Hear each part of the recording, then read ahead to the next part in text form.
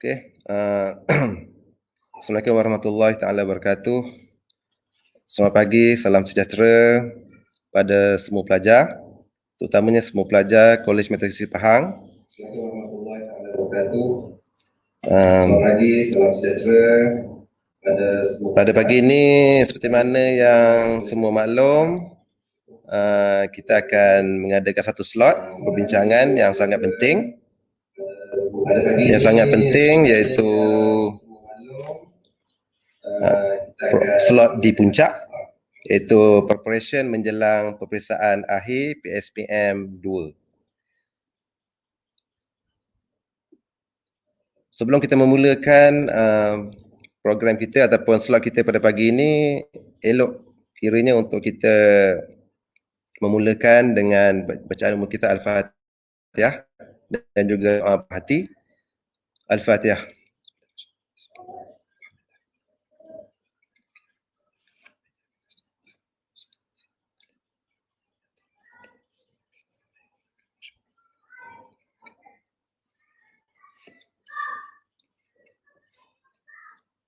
Okey, terlebih dahulu saya Sir Rizal selaku moderator anda pada pagi ini dan akan bersama-sama dengan 4 speaker yang hebat-hebat, okey, di unit biologi, iaitu yang pertama kita ada 4 slot pada pagi ini, iaitu yang pertama, slot pertama akan dikenalikan oleh Madam Azrina. Okey, Madam Azrina akan membincangkan untuk slot yang pertama, kemudian akan diikuti dengan slot yang kedua. Speaker kita yang kedua iaitu Madam Suhaibah. Okey, Madam Suhaibah akan membincangkan slot kita yang kedua. Okey, dan seterusnya slot kita yang ketiga akan dibentangkan oleh speaker Sir Ridwan. Okey, Sir Ridwan akan membentangkan untuk slot kita yang ketiga, dan slot kita yang terakhir akan dibentang oleh Madam Intan Zurina. Okey. Okey, saya harap semua pelajar akan dapat ke udara sepanjang daripada permulaan sehinggalah di akhir sesi ini nanti. Okey, untuk pengetahuan semua pelajar, apabila anda dah bersama-sama kami dalam channel ni, diharap di akhir sesi ni nanti semua pelajar dikenaki mengisi borang. Okey, mengisi borang program lah, soal selidik program yang akan disertakan selepas ni. Okey, tanpa buang masa lagi, kita mulakan slot kita yang pertama. So, untuk slot kita yang pertama, diharap semua pelajar bersedia dengan pen dan kertas. Okey, seperti mana yang saya maklumkan tadi, slot kita yang pertama akan dimulakan dengan Madam Azrina. So, Madam Azrina akan membentangkan topik kita yang pertama, soalan yang pertama, soalan kedua dan soalan yang ketiga. Diharap semua pelajar bersedia.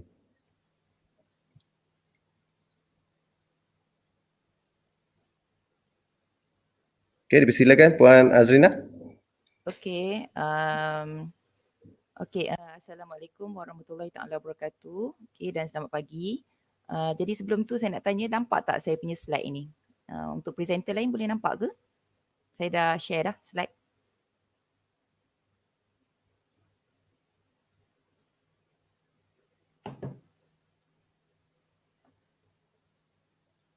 Okay, you can see that for the first, second and third question, so I will saya akan handle lah. Okay, jadi untuk soalan yang pertama, soalan ini adalah merujuk kepada topik ekologi lah, iaitu topik yang kedua dalam silibus kita.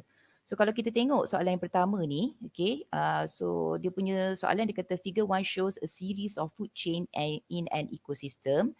So what is meant by a food chain? Okay, so jawapan yang awak boleh bagilah is actually referring to a pathway for the transfer of energy from one trophic level, okay, to another trophic level. Okay, alright. Okay, sekejap It's actually pathway, okay, from one trophic level to another trophic level.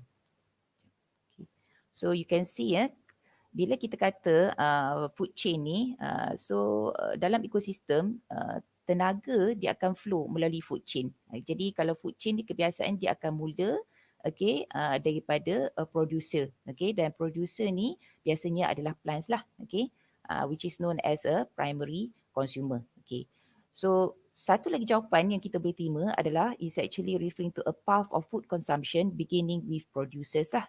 So ini yang saya beritahu tadi lah. Okay. So when it come to trophic level, so trophic level ni dia menunjuk bagaimana tenaga dia flow daripada satu food chain kepada satu food chain berikutnya. So kalau basically kalau you tengok trophic level, the first trophic level usually referring to producer. So usually the producer is actually referring to plants lah, because plants they can undergo photosynthesis and they can produce their own food. And bila kita belajar proses orang kata fotosintesis, kita tahu bahawa tenaga actually dia datang daripada matahari. So biasanya kebiasaan less than 1%, the light energy will be captured by the plants, then it will turn into chemical energy which is in the form of glucose. Jadi formations of glucose tu makna plants dah hasil. So lepas tu the second trophic level ni biasanya kita rujuk kepada herbivorous lah, and the herbivores will eat the producer, followed by the third trophic level carnivore, will eat herbivore, and the final one is also carnivore on fourth trophic level lah, which will eat the third orang kata secondary consumer, on the third trophic level. So soalan yang kedua, dia kata draw one food chain based on figure 1. Soalan ni pun dia senang kalau ikutkan. Jadi bila kita kata merujuk kepada food chain, dia punya orang kata flow tu dia satu arah sajalah. And usually for a food chain, dia akan start dengan producer. So in this case, the producer is actually referring to rice plant. So there are actually a few orang kata options lah or answers that you can actually write. Let's say for example we have the first food chain, you boleh tulis satu option, rice plants eaten by grasshopper, eaten by small bee, or small bird lah, eaten by snake, eaten by eagle. Or you can also state as rice plant, rice plants ni eaten by rat, and the rat is eaten by eagle. Ataupun kita juga boleh terima kalau you tulis grasshopper, eaten by frog and eaten by lizard, or kita juga boleh terima grasshopper is eaten by lizard or eagle. Ataupun ada juga kemungkinan jawapan lain dah, yang dia menunjukkan satu rantaian. Dia tak boleh kata ada 2, 3 tunjuk arrow dan sebagainya lah. Dan bila kita kata food chain, it's actually orang kata rantaian makanan kan. So bila awak tulis, you kena tulis kena pastikan tunjuk arrow ni. If let's say rice plants, arrow showing to grasshopper, eaten, arrow, small bird dan sebagainya. Kalau kata you simply write grasshopper dash lizard dash eagle ni, dia ada tendensi yang ini kita tak boleh terima lah. Alright, so next, we're going to proceed, with next question. So next question C, it state as a food chain does not consist of more than 5 trophic level. Why? This is actually a 2-mark question. So basically, we see that the primary macam saya kata tadi, untuk kita kata trophic level ni biasanya kita akan menceritakan tentang energy flow, starting from producer up towards the tertiary or quaternary consumer. Bermaksud dia ada lebih kurang 4 lah, 4 trophic level lah, kebiasaannya. Dan biasanya tenaga cahaya matahari ni, dia akan capture by 1% or less than 1% lah. And in this case, what about the other 99 or 90% of energy? So it will lost as a heat to the environment. Which means only 10% of the biomass produced consumed by the herbivores. So whereas the rest will be lost through respiration and excretion. So in order to answer this question, kita kena beritahu apa jadi pada nilai tenaga yang lain. Yang tidak, orang kata yang, kenapa daripada satu trophic level kepada satu trophic level yang berikutnya tenaga semakin berkurang. Energy flow dia semakin berkurang. Sebab Okay, so the energy is actually lost to respiration, transpiration, exhalation, heat to the environment and death. So as respiration, transpiration ni kan kita belajar pasal cellular respiration ni tak? So every living organism will undergo cellular respiration to produce ATP. So this is actually one of the reason, okay, why the energy is actually less, become less, when it reach to the higher trophic level. So therefore, after fifth trophic level, what happened? There's only little energy left, and therefore this will not support. If there's orang kata the sixth trophic level contohnya, dia tak cukup untuk support lah. Okay. Alright. Okay, so soalan berikutnya kita ada, why are the decomposers are not included in any trophic level? Okay, so kalau kita tengok pada gambar rajah yang diberikan ini, so kita nampak that the composers tu actually, dia berada pada setiap trophic level. Sebab apa? Sebab setiap haiwan, ataupun organism pada setiap trophic level ni dia mati tak? So bila mati dia akan decompose lah. Decomposed by organism like the fungi or bacteria, right? So therefore, the answer will be, so as the decomposers, decompose every organism at each trophic level. So therefore, it is impossible to place them, at a specific trophic level, because they are related with each trophic level. Jadi awak nampak kalau rice plants, kalau kata grasshopper mati tak, so dia akan decompose by decomposer. Samalah dengan snake dan sebagainya. So that's why untuk decomposer ni kita tak letak pada mana-mana trophic level yang tertentu lah. Sekiranya ada soalan, awak boleh tanya lah dekat chat. Okay, soalan yang berikutnya, dia tidak ada kaitan lah dengan figure 1, but simply state about the releasing of carbon dioxide in atmosphere. So this is something to do with carbon cycle. So name one process involved in the releasing of carbon monoxide into the atmosphere. So by cellular respiration, remember the productions of carbon dioxide, during link reaction, Krebs cycle. So itu menghasilkan carbon dioxide. Combustion and decomposition. So ini kena tulis salah satu, dia akan bagi kita satu markah. And if let's say, for the final question for this topic,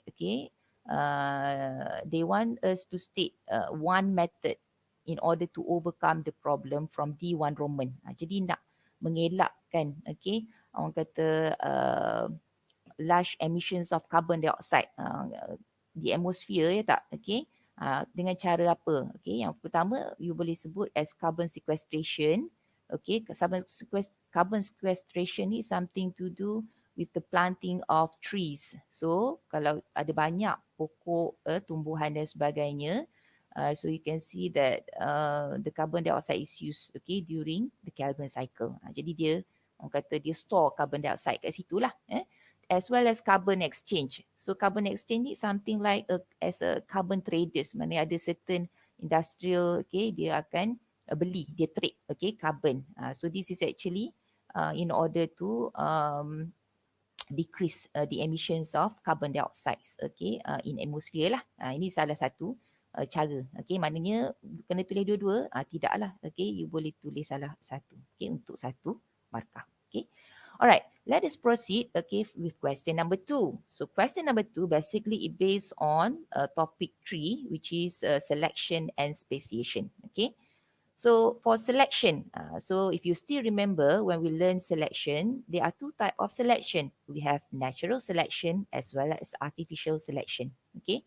So natural selection, it is something to do with the environment who favor with certain phenotype. Ingat tak kita pernah belajar phenotype ni dia ada extreme phenotype, ada intermediate phenotype, and for natural selection there are 3 types. We have stabilizing selection, destructive selection, and directional selection. Whereas for artificial selections, so this selection it actually involve human intervention, which means kalau kata artificial selections ni dia melibatkan campur tangan manusia. Dan 2 jenis artificial selection ni kita ada inbreeding dan outbreeding. Kenapa campur tangan manusia? Sebab dia akan bagi benefit pada manusia. Manusia suka tengok benda tu cantik. So itu kena ada campur tangan manusia. Okay, so kita fokus pada natural selection because the next question, question number 2, basically it focusing on the natural questions based on natural selection. Okay, so for natural selections, there are 3 types of natural selections. Okay, we have the first one is stabilizing selection. Okay, you can see that. Okay, yang first kali untuk stabilizing selection ni, sebelum itulah kita tengok kalau kata untuk satu-satu spesies, let's say tikus ni kan, so dia ada kata phenotype dia ada spesies yang sama. Population means referring to the same species that can actually breed, right? Okay. So but they have a different colours. So ada tikus yang warna gelap, okay. Ada tikus yang warna terlalu cerah, ada tikus yang sederhana, okay. So bila dia plotkan graph, you can see that it will produce a very nice bell shape. Bentuk graph ni bentuk bell shape. It shows that. So there'll be small number, okay, of orang kata mice yang warna yang terlalu cerah. Ini bilangan dia kecil, okay. Sama dengan mice yang bilangannya yang terlalu kecil untuk warna gelap. So yang banyaknya adalah intermediate punya colour lah, okay, atau colour yang tak terlalu cerah, tak terlalu gelap lah, okay. So if let's say for stabilizing selection, it shows that the environment, okay, it do not favor both extreme phenotype. Jadi awak tengok gambar rajah ni, okay, ada orang kata anak panah, okay, menekan orang kata 2 phenotype extreme kat sini, which means kenapa ditekan, kenapa environment tak favor, maybe at this particular area where they live, okay, the environment do not provide food, okay, for them. There's not enough food ke ataupun insufficient or orang kata food yang sesuai ke ataupun due to their colours, okay, sebab kita bercakap pasal different colours of mice, so menyebabkan predator mudah nampak kan, okay. So in this case, at this environment, so the environment, okay, it do not favor both extreme phenotype, okay. So lama kelamaan both extreme phenotype tu dia akan hilang lah, extinct. Yang meningkat hanyalah only the intermediate phenotype. So that's why you can see that the bell shape tu, okay, yang original dia jadi yang tinggi, okay, dua-dua extreme tak ada dah. So yang meningkat, bilangan yang meningkat adalah yang meningkat adalah intermediate phenotype. So that is actually stabilizing selection. Okay. So next is directional selection. So the directional selection, kalau kita tengok pada arrow ni, so the environment it do not favor the extreme, okay, as well as the intermediate phenotype, which means it only favors one extreme phenotype. So that's why if the arrow is actually pressed, okay, on the left side of the curve or graph, okay, then the curve, okay, the new curve will be shifted to the left. Dia kalau kata dia boleh jadi orang kata arrow tu ditekan belah kanan ni tak, kalau tekan belah kanan, so the arrow will be shifted to the left lah, okay. So ini kita panggil sebagai directional selection. And another one, if the environment does not favor the intermediate phenotype, okay, so this is known as disruptive selection, which means, okay, for this type of selections, only 2 extreme phenotype will survive, okay. So let us look at the question given. Okay, question number 2. Okay, it shows figure 2 shows the graph of natural selection in a population that leads to speciation. Okay, so kita tengok graph ni. This is a normal, a very nice, okay, normal bell-shaped graph. Okay, but when natural selection occur, so finally it gives us these 2 types of, okay, of curve lah. Okay, so this 2 curve, okay, 2 curve ni, it shows phenotypic trait value. Jadi dia ada 2 bell shape, okay, yang kurus-kurus lah, compare yang satu tadi ada 1, ni ada 2. Jadi yang ini menunjukkan 2 extreme phenotype, okay. And we look at the question given. So dia tanya, briefly explain the result from natural selection process in figure 2 above. It is a 2-mark question, okay. Jadi saya tahu, okay, mungkin kalau you jawab, oh I know this one, okay. So this is actually referring to disruptive selection. Is it the correct answer? No, it's not the correct answer. Sebab dia tak tanya soalan, what type of natural selection is this? Ya tak? So dia tanya, briefly explain, macam mana boleh dapat macam ni? Jadi That's why you have to be aware. Okay, awak kena take note apa kehendak soalan lah. Kena tahu soalan ni minta benda. Soalan ni nak factor ke? Soalan ni nak nama ke? State ke? Jadi soalan ni nak briefly explain. Macam mana boleh daripada hak normal gini, bell shape ni, dia jadi dua bell shape instead. Alright. So you can see, sebab saya dah terang tadi, so kita tahu kat sini environment will favor, okay, two or both extreme phenotype in a population, okay, by select against intermediate phenotype, because we can see that the arrow is actually pressing on the intermediate phenotype yang tengah ni, ya tak? So therefore finally from generation to generation, the intermediate phenotype it become extinct. So that's why dia kata two both extreme phenotype are separated and two new species will be formed, or intermediate phenotype will extinct. Okay, bermaksud extinct kat sini lama-lama intermediate phenotype ni dia tidak ada. Okay, apa jadi pada extreme phenotype? They become two subpopulation. Okay, but maybe from time to time, okay, they undergo evolution, so therefore they will form two subspecies and finally to become two different species. Okay, so this is what we call as destructive selections, whereby we know that the natural selection it favor both extreme phenotype, whereas it against the intermediate phenotype. So this perkataan ni awak kena tahulah, favor, extreme, against, intermediate. Okay. Right. So kalau kita tengok gambar rajah kat sini, dia ada 3 tak? 1, 2, 3. Okay. So look at this gambar rajah yang kedua ni. Kalau kita tengok proses disruptive selection ni dia sedang berlaku lagi. Bermaksud masih ada wujud lagi orang kata intermediate phenotype tersebut. Okay. Jadi bila mana dia tak berlaku, bila orang kata the process of disruptive selection or natural selection tu dia completely orang kata occurs, whereby when there's no intermediate phenotype exist lah, ataupun the intermediate phenotype is actually extinct. So therefore the two extreme phenotype it become two subpopulation and finally it become two different species. Okay, it become two different species. So kalau two different species, can they interbreed? Boleh ke? Okay, ada tendency they cannot interbreed lah. Okay, alright. Okay, now so next question basically it based on the speciation. Okay, tadi kita cakap pasal selection, pemilihan. Ini okey ke tak? Ini by environment, tapi tak ada soalan on artificial selection by human, ya tak? So now we are talking about speciation.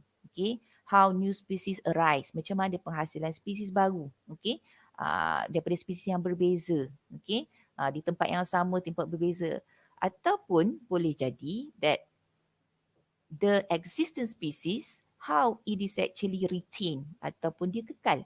Okay, so ini yang kita panggil sebagai isolating mechanism. So isolating mechanism basically there are two types of isolating mechanism. We have pre-zygotic mechanism and post-zygotic mechanism. Okay, so pre-zygotic mechanism ni is something like prevention, maknanya proses persenyawaan, fertilization dia tidak berlaku. Okay, kenapa tak berlaku antara spesies yang berbeza? Sebab because of this reason. Okay, either this is actually because of temporal or seasonal isolation, habitat, behavioral, mechanical, gamete isolation. Okay, so we state as a temporal isolation or seasonal is something to do, they actually breed at two different time, productions of gamete at two different months, okay, in year. So therefore, they won't mating. Okay, habitat, okay, two different species can be found at two different area. Okay, habitat ni pun kita boleh cakap sebagai, it's known as ecological isolation.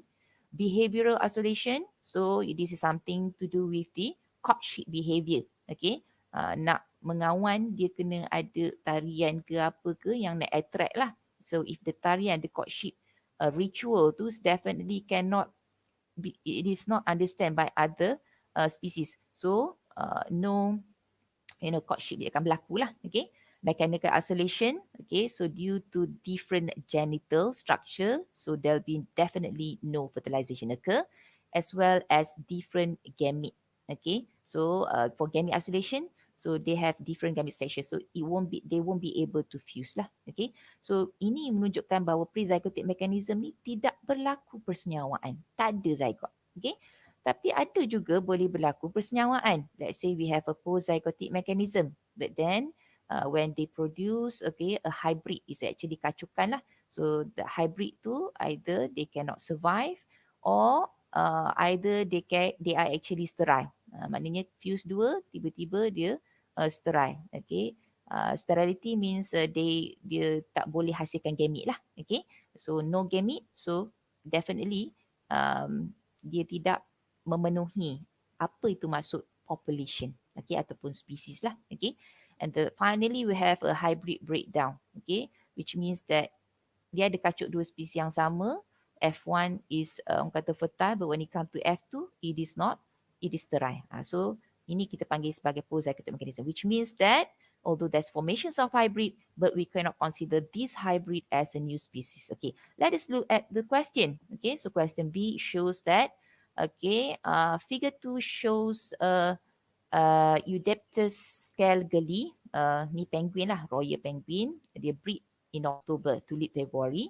And Eudeptus cricosum, okay, southern rock hopper penguin, breeding season early March to late summer in June. So they may encounter past each other lah during migrating season within the same geographical area. Okay, so kat sini kita dah nampak, okay, dia kata royal penguin breed in October, okay, whereas Eudeptus ataupun southern rockhopper penguin ni breeding early March to late summer in June. So walaupun dia terjumpa ke apa, tapi tidak boleh berlaku apa-apalah, okay. Yang ini soalan dia kata identify the type of pre-zygotic reproductive isolation that occur between these species. Okay, so this is known as seasonal or temporal isolation.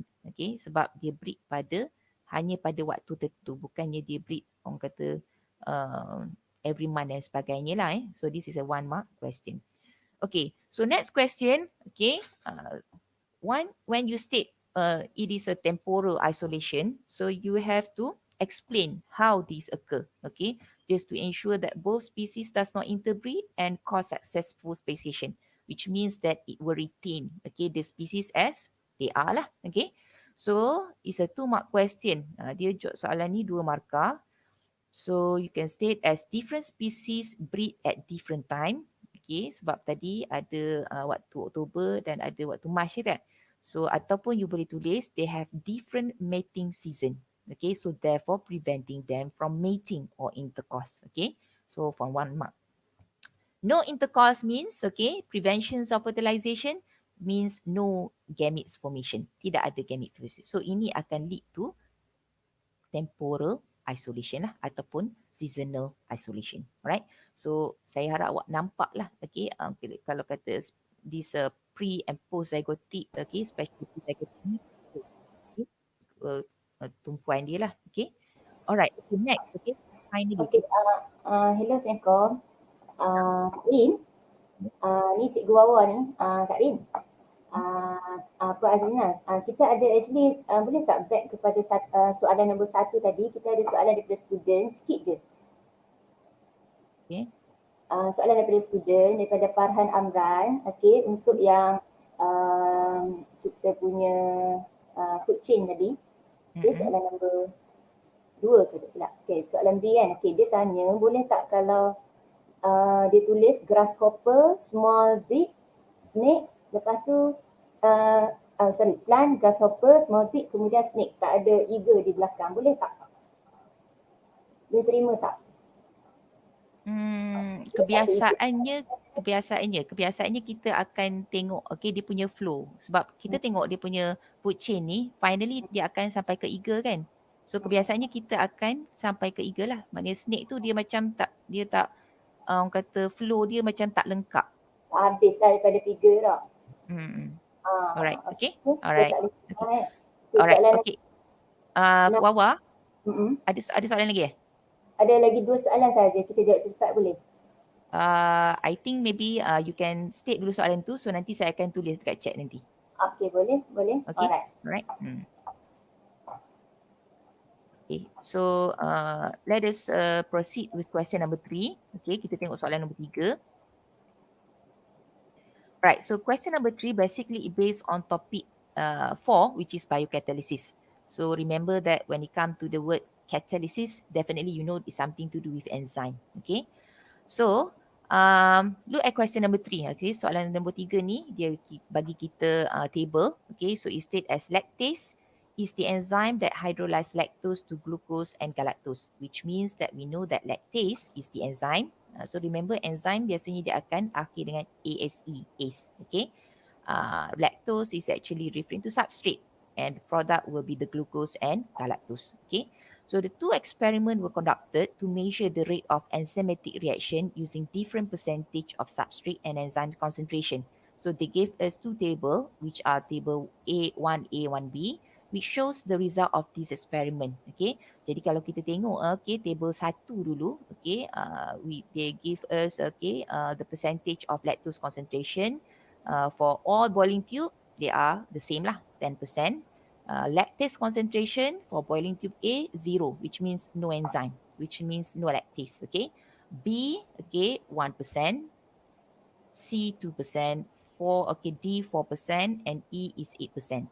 So basically kalau kita tengok the third orang kata table ni, okay, rate of enzymatic reaction, okay, for in boiling tube A there's no enzymatic reaction, okay, whereas B 25, C 50, D 100, and E is 200.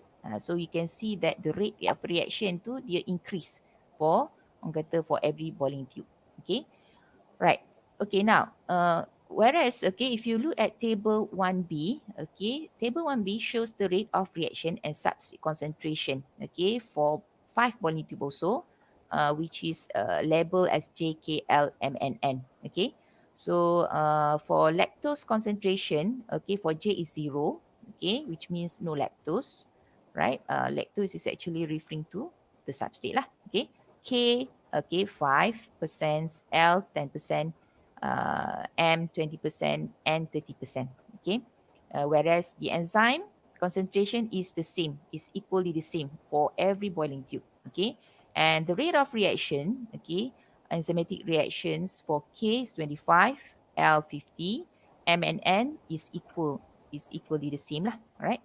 So the question state, okay, state what happened to the rate of reaction in table 1A. Jadi ini is a very direct question. You can see that the rate, okay, rate of reaction is actually increases lah. Okay, so dia tengok kalau kata semakin meningkat, okay, enzim yang terhasil tu makna dia is actually orang kata rate of reaction tu dia makin orang kata cepat lah dalam tindak balas enzim dan orang kata substrate tu dia berlaku dengan lebih pantas. So rate of reaction tu dia meningkat.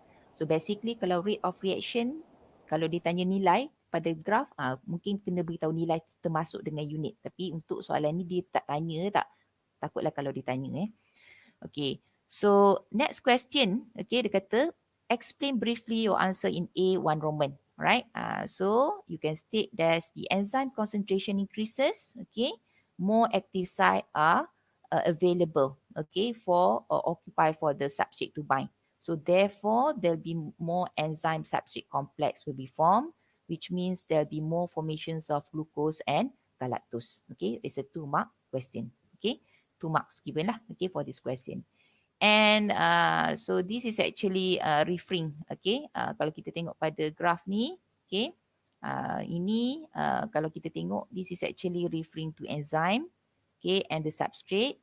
So sorry, the graph is actually referring to the next question, right? So only few substrates of will bind to the active site of the enzyme. So you can see the rate of reaction is low, okay.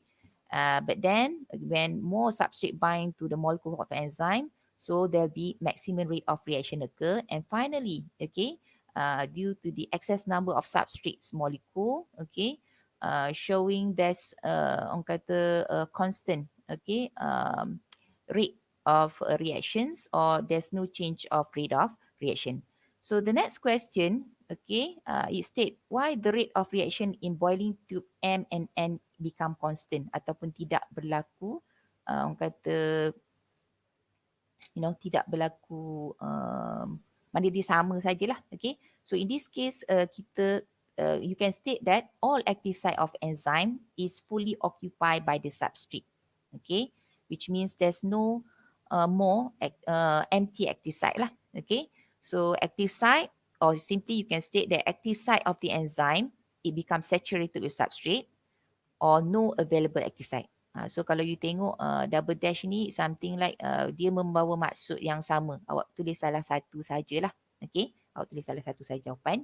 Okay, and suggest one way to increase the rate of reaction in N.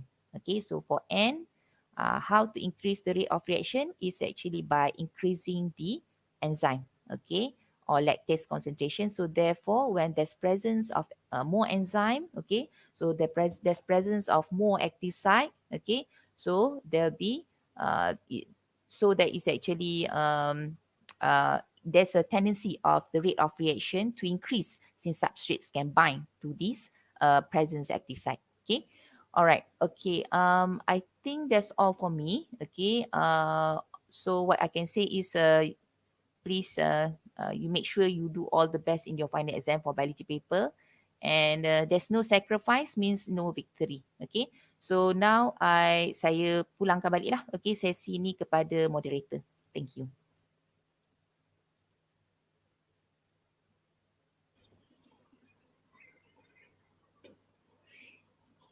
Okay, thank you very much. Terima kasih banyak kepada first speaker, Madam Azrina. Okay, saya harap kongsian tadi untuk first chapter number 2, 3 and 4. Okay, saya harap semua pelajar dapat take note lah. Dapat take note apa poin-poin penting. Okay. Dan seterusnya, kalau ada soalan, okay, boleh dinyatakan di ruangan chat. Okay, nanti Miss Wawa akan take note lah. Kalau ada apa-apa masalah ataupun soalan, okay, boleh nyatakan di situ. Okay. Tanpa masa lagi, kita akan teruskan kepada slot yang kedua. Okay, speaker kita kedua pada pagi ini adalah Madam Sohibah. Okay. Okay, Madam Sohibah sekejap lagi akan membentangkan chapter cellular respiration dan juga chapter photosynthesis. Okay, saya harap semua pelajar dapat stay tune, dapat fokus. Okay, chapter ni agak panjang. Okay, chapter ni membawa markah yang agak banyak. Okay, saya harap semua boleh bagi concentration lah.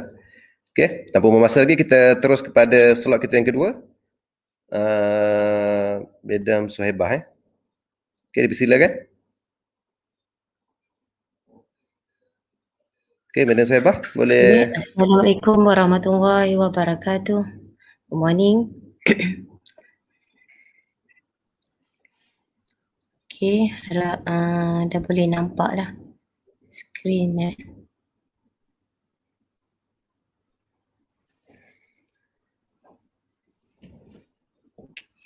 Okay. Saya akan menerangkan tentang soalan question number 4 and question number 5 refer to the topic chapter 5 cellular respiration and photosynthesis. Okay, this diagram for the figure 4 show the refer to the diagram question number 4. Okay, this original diagram for you. Okay, ini original yang ada dalam buku, dalam awak punya soalan lah. Tapi saya tambah baik lah. Ini gambar di sebelah ini adalah yang lebih clear lah saya rasa. Sebab daripada gambar tersebut saya nampak mungkin pelajar confused. Sebab gambar ni tunjuk glucose and then P and then terus keluar pyruvate. And then ada sedikit pembetulan di mana soalan dia kata name the P. Mungkin pelajar akan menyatakan tentang substrate ataupun substance lah sebab name the P tapi kita sebenarnya nak tanya adalah name the process of P and the Q. Okay, jadi process of P and Q Jadi awak boleh lihat diagram di tepi ni, gambar ni. Di mana glucose, di mana glucose into the 2-pyruvate, glucose convert to the 2-pyruvate, this refer to the P. Jadi P tu merujuk kepada proses glyco. Kalau kita tengok kat sini, kita nampak glucose to pyruvate macam terus kepada name the process P, nampak dah lah. Kita tahu this process P adalah refer to the glycolysis. Glycolysis. And then P is and then kita nampak daripada P juga kita akan nampak ada ATP, production of ATP. Jadi daripada proses P, you kena ingat, proses P ada 10 step. 10 step. Dan ATP adalah produce, ada ditanya nanti di soalan seterusnya lah. And then kita tengok pula kepada, kalau kita nampak daripada P kita ditanya Q. Bila kita refer kepada gambar Q ni, kita nampak ada clue lah. Apa dia Q? Q merujuk kepada ada penghasilan 4 carbon dioxide and then ATP production. Jadi dia involve the process decarboxylation and then substrate level of the process production of the ATP. And then kita ada nampak juga this NADH dan juga FADH2. Jadi kita dapat teka lah Q itu merujuk kepada lebih kepada Krebs cycle, bukannya link reaction. Jadi ada pelajar menjawab link reaction lah. Jadi this a pyruvate. Daripada pyruvate sebenarnya dia nak tunjuk ni rentas ni, maksudnya ada melibatkan satu lagi proses iaitu link reaction. Juga menghasilkan NADH di sini. Jadi link reaction sebelum enter the Q. Jadi saya tunjukkan macam ni lah. And then daripada Q kita nampak dah terhasil NADH, FADH2 dan juga NADH from the P, NADH from the link reaction. Akan pergi ke E ni, maksudnya pergi ke gambar tangga. Jadi tangga ni kita nampak merujuk kepada, kalau di sini tulis R, saya tambah baik R itu saya buat kepada menunjukkan kepada ATP ni dihasilkan juga bersama dengan tangga ni lah. Jadi tangga ini adalah menunjuk kepada elektron yang bergerak, di mana datang daripada mana elektron? Elektron datang daripada source of elektron lah, iaitu NADH dan juga FADH2.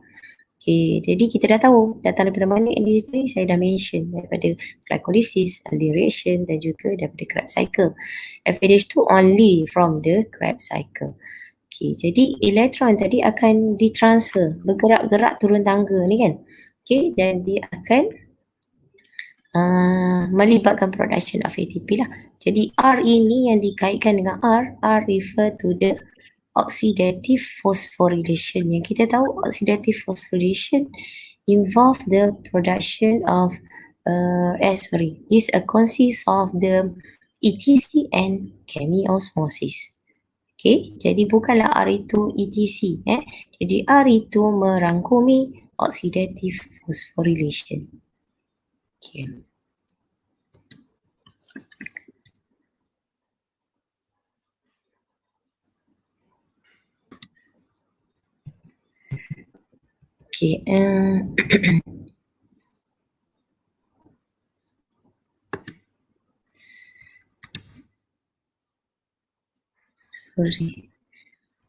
Sorry kejap saya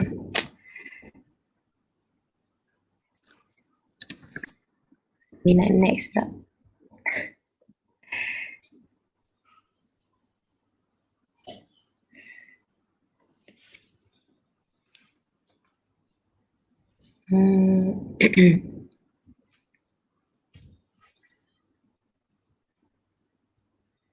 Teknikal pula Cik Rizal. Ya? Saya tak boleh tak move pula dah. Next. Alah.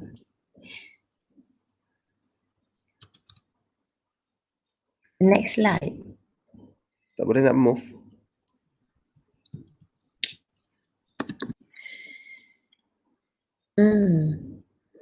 Macam mana?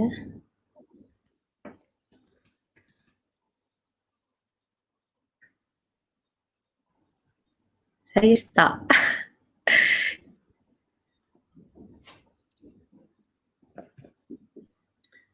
Okey, saya cuba. Okey, saya cuba ni dulu Saya cuba remove dulu screen Puan Saibah ni. Okay. Nanti saya masuk balik. Oh, okay. Okey. Saya refresh, saya masuk balik. Okey, nanti Puan Saibah cuba ni balik. Cuba klik semula. Okey tak? Ya. Boleh tak?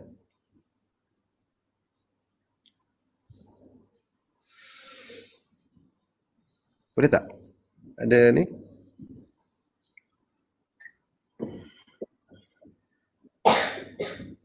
No respond. Alamak. Ya Allah.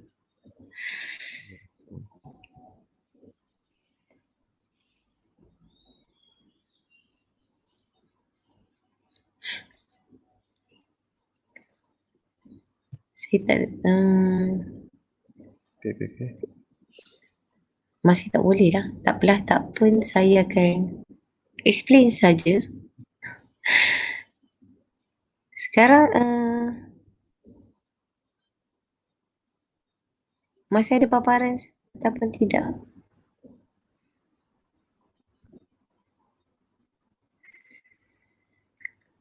Paparan slide yang sama. Ya. Itulah.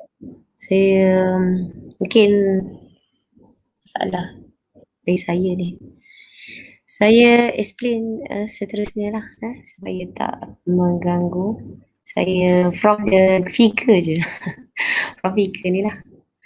Okay, soalan next kita tahu P and Q tadi saya dah mention. Jadi how many ATP are produced? Soalan mention about the how many ATP are produced in the P and Q. Okay, P kita refer pada P. P is a process glycolysis. Okay, that has a 10 step, and then from the step number 1 and step number 3, okay, kita use the ATP, okay, 2 ATP, and then this called the phosphorylation. And then question state how many ATP produced. Jadi you kena ingat walaupun di step number 7 and 10 you dapat 4 ATP. Jadi kalau you nak tulis 4 ATP boleh, betul, 4 ATP production, ataupun you jawab net ATP is 2. Okay, tak boleh mention 2 saja sebab 2 tu salah lah, sebab production produce 4 by the process substrate level phosphorylation 4 and then disebabkan dia ada hutang minus 2, jadi tolakkan 2, jadi net ATP is 2. Kena tulis net baru dikira betul. Okay, and then R, refer pada R. Okay, R is a process. R is a oxidative phosphorylation. Oxidative phosphorylation involve the process ETC and the chemiosmosis.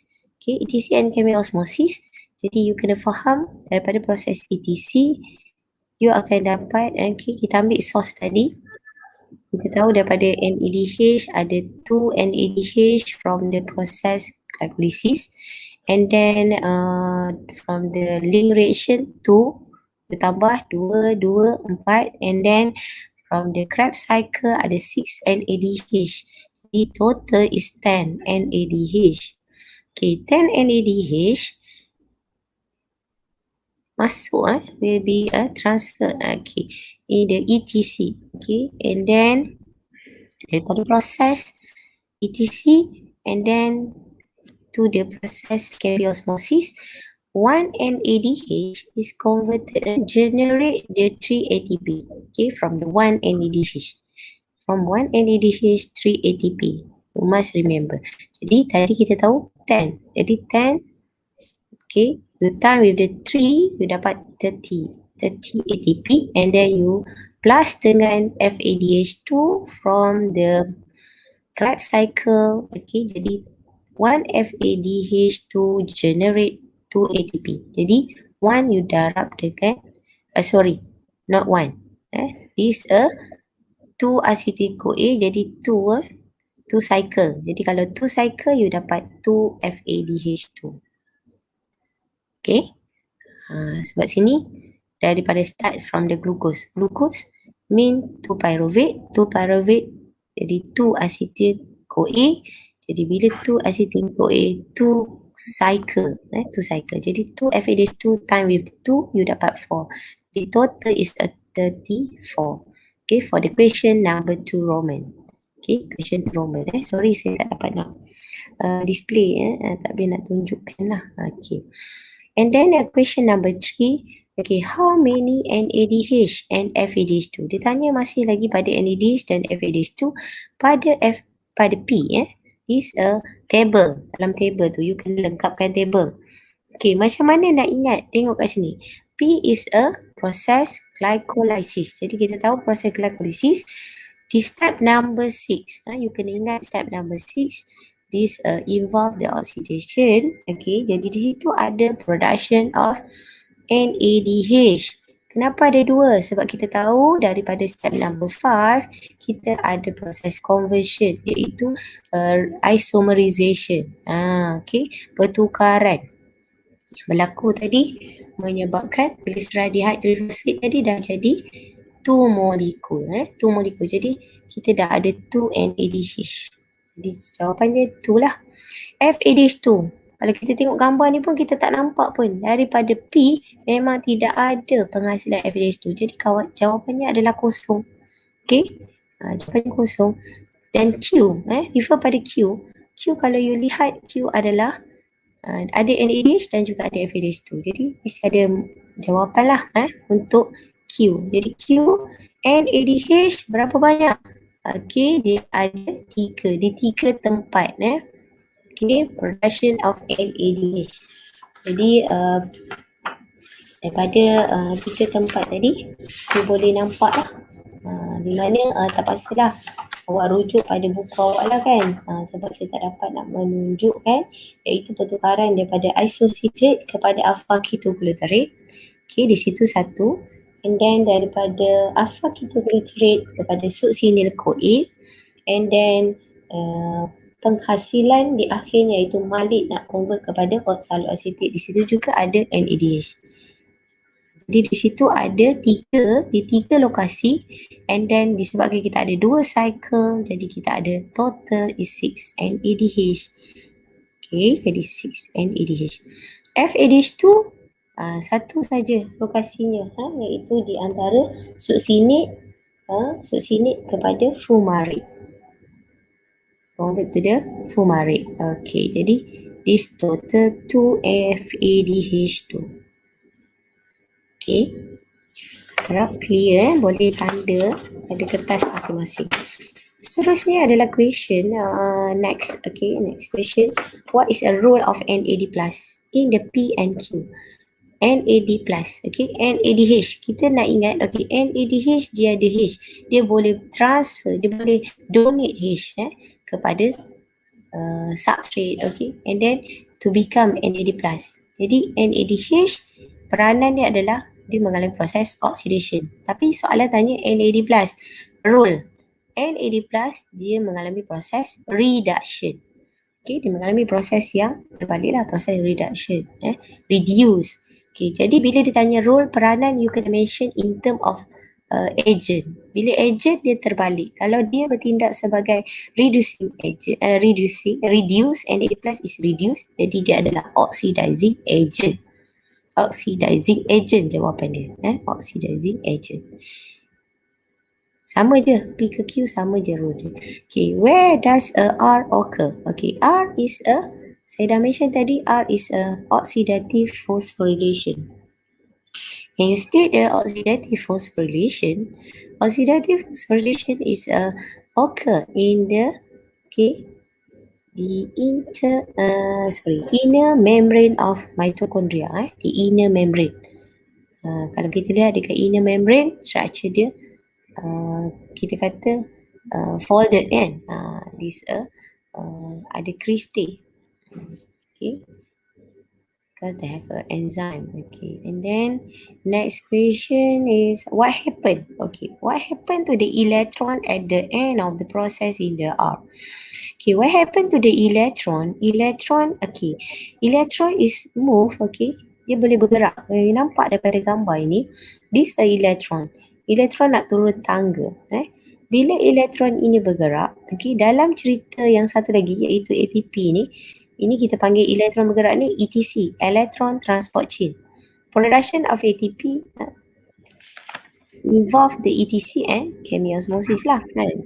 Okay, jadi elektron ditransfer itu merefer kepada siapa yang boleh terima elektron. Okay, will they accept the electron jatuh kepada oxygen. Okay, oxygen is a electron acceptor. Okay, this is a last electron acceptor. Jadi elektron dia akan dipass from the one carrier to another. Okay, and then the last electron acceptor is a oxygen. Jadi oxygen lah, oxygen molecule will combine with the electron. Dia akan pick the electron, okay, combine with the electron, and then will pick the hydrogen ion. Okay, combine dengan electron dan dia akan pick the hydrogen ion, and then to form apa? Form the water molecule. Okay, jadi electron kita tahu tadi dia diterima oleh oksigen yang akan accept dia, yang akan menerima dia. Okay, sebab oksigen itu bertindak sebagai last electron acceptor. Okay, and then to form, okay, dia akan pick ataupun combine with the hydrogen ion. Jangan lupa, bukan sekadar oksigen bergabung dengan elektron saja, tetapi dia kena combine dengan hydrogen ion to form a water molecule. Itu barulah you boleh dapat 1 markah. Kalau you mention about the water saja, tak tepat lah. Okay, seterusnya adalah question, name the process that use the energy. Okay, daripada proses R ini, okay, use the energy in form of the proton. Okay, proton is refer to the hydrogen ion. Okay, produce ATP in the R. Okay, in the R. Jadi produce ATP by the process chemiosmosis. Okay, by the process chemiosmosis. Question 4A. Okay, question number 4A refer to the process aerobic respiration. Kenapa saya kata aerobic? Sebab dia start dengan melibatkan involve masuk ke dalam mitokondria lah. Iaitu kalau kita lihat proses P adalah proses glycolysis. Glycolysis berlaku dalam cytosol ataupun cytoplasm. And then bila dah start masuk kepada reaction Krebs cycle, okay, this dengan the presence of oxygen, baru proses itu enter okay, the mitochondria lah. Okay, jadi ni lebih kepada proses aerobik. Okay, kita refer kepada question 4B. Okay, 4B. Question 4B refer to the discuss the fermentation. Okay, bila you nampak fermentation, you ada bahagian belakang sekali nota, dia kata fermentation. Ada 2 jenis. Jadi di sini tanya fermentation pathway. Jadi you kena jelaskan tentang pathway under the anaerobic. Dah dia dah mention, it is under the anaerobic condition occur in plant. Jadi dia dah state, bila dia kata occur in plant, kita tak boleh suka hati lah nak cerita tentang fermentation yang lain. Sebab kita belajar ada 2 jenis fermentation, iaitu alcohol fermentation dan juga lactic fermentation. Jadi di sini adalah plant refer to the alcohol fermentation. First student perlu jawab macam mana? Okay, pelajar kena mention pertama sekali glucose. Okay, you take note, glucose undergo glycolysis. Okay, sebab memang tak kira lah aerobik dan anaerobik, dia mesti mengalami proses glycolysis. Glucose undergo glycolysis to form the pyruvate. Okay, 1 markah, 1 mark. Okay, pyruvate. Okay, pyruvate akan pergi ke mana? Pyruvate is converted to the acetaldehyde ataupun dikatakan ethanol. Nama lain bagi acetaldehyde is ethanol. Is a 2 carbon. Okay. Macam mana perubahan pyruvate convert to the acetaldehyde? Itu satu markah seterusnya you mention by removal. Mungkin you kata removal carbon dioxide. Boleh juga, ataupun lebih tepat removal of carboxyl group in form of carbon dioxide by the process decarboxylation. Okay, decarboxylation is mean remove the carbon dioxide. Okay, and then acetaldehyde is reduced. Okay, tadi dah tiga markah. Poin keempat adalah acetaldehyde is reduced by, okay, reduced by NADH to ethanol. NADH to the ethanol. Jadi kalau tadi ethanol, sekarang dia jadi ethanol. Macam mana nak bertukar acetaldehyde daripada 2 carbon tadi? Boleh bertukar menjadi ethanol, masih lagi 2 carbon. Okay, dengan cara dia kata apa? Reduce by. Reduce by bermaksud dia melibatkan NADH lah. Kita kena mention reduce by NADH to ethanol. Satu markah. And then what happened to the NADH? NADH plus H plus is oxidized. Dia yang bagi, dia yang transfer. NADH tu dia yang donate. Jadi dia mengalami proses oxidize. Jadi to form NAD plus, hilanglah satu, hilanglah H kat dia. Jadi menerima elektron tadi ataupun hidrogen yang menerima itu jatuh kepada acetaldehyde. Sebab itulah acetaldehyde dikatakan reduce to form ethanol. Jadi itu total 5 mark. Jadi semua point tadi yang saya mention perlu ada lah. Jadi anda perlu catat. Catatlah di jawapan. Okay, dan tandakanlah betul atau salah. Okay, next soalan adalah chapter seterusnya, iaitu chapter photosynthesis. Chapter photosynthesis merujuk kepada, okay, question number 5. Question number 5, kalau kita tengok dia dah mention, di soalan tu dia dah state dah Kelvin cycle. Saya memang betul-betul minta maaf lah, tak dapat, ada masalah teknikal. Okay, Kelvin cycle. Jadi you boleh tengok gambar Kelvin cycle, semua dah tahu Kelvin cycle adalah proses yang berlaku selepas proses light dependent reaction. Jadi Kelvin cycle adalah light independent. Jadi proses itu mesti berlaku selepas light dependent.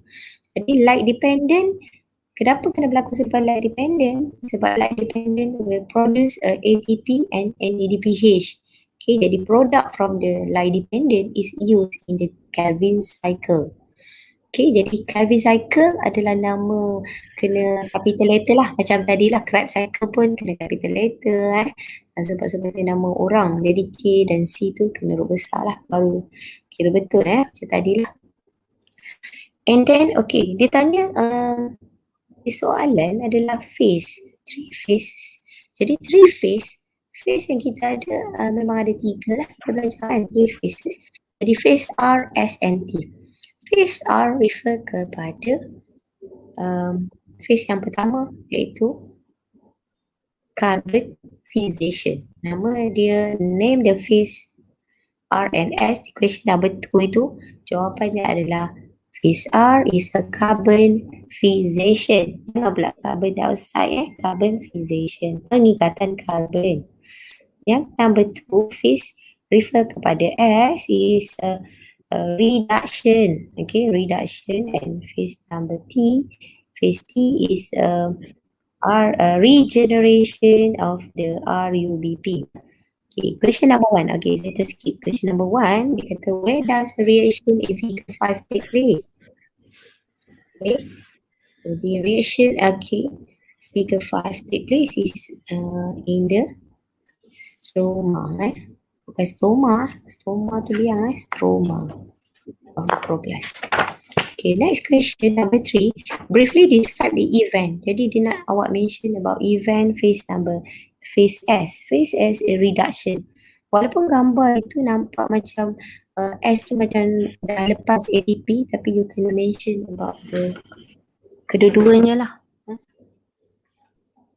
Itu melibatkan proses itu adalah kita kena mention each, okay, point nombor 1 untuk dapatkan markah, each 3-phosphoglycerate is phosphorylated by ATP.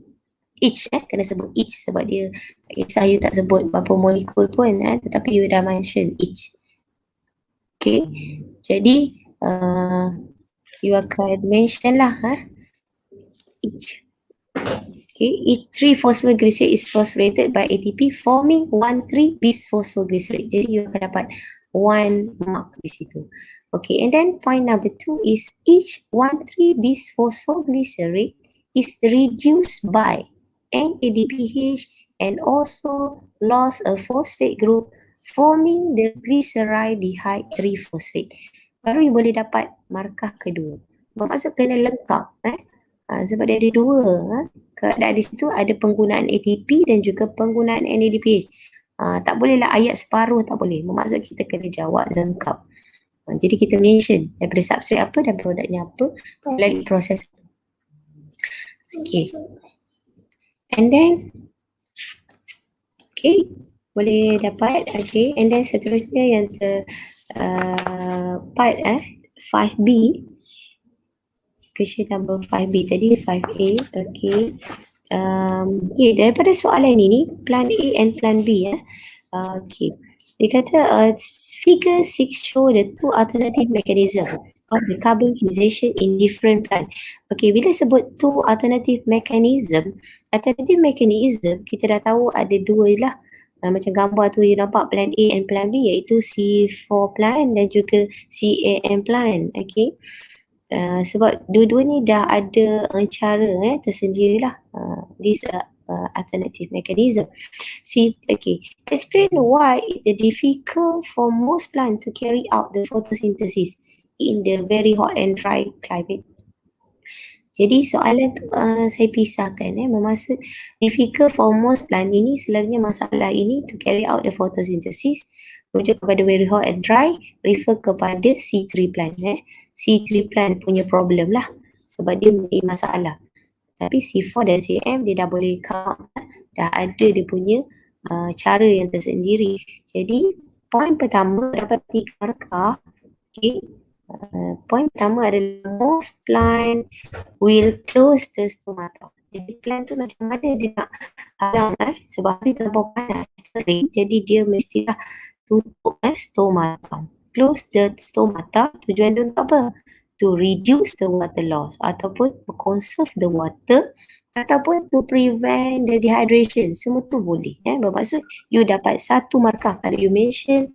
Kalau close the stomata tak dapat markah. Kena ada reason. Kenapa dia close? Kena beritahu. Okay. Dan seterusnya, apa efek bila stomata close?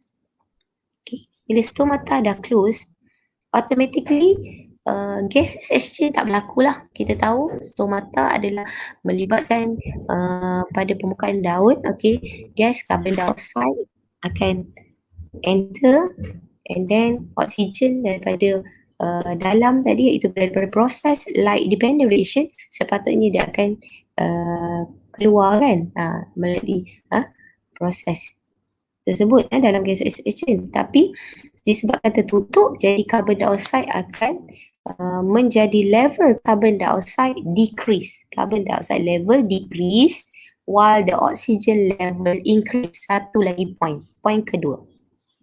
Kena mention dua-dua. Maksudnya concentration carbon dioxide rendah sebab apa? Sebab tak boleh masuk. Oxygen level increase sebab dia terkumpul dekat dalam. Okay. And point number 3 is RWB carboxylase. Barulah kita kaitkan dengan enzim. Jadi apa jadi dengan enzim dia? Kita tahu dalam cerita ini, dalam tajuk ini kita ada RWB carboxylase, oxygenase ataupun nama pendek dia Rubisco. Pelajar boleh tulis Rubisco untuk point nombor 3 ini. Catalyst fixation. Okay, jawapan dia adalah Rubisco catalyst the fixation between oxygen. Kenapa dia pilih oxygen? Sebab oxygen level increase. Between oxygen with ribulose bisphosphate. ribulose bisphosphate tu adalah RUBP. Okay, jadi RUBP akan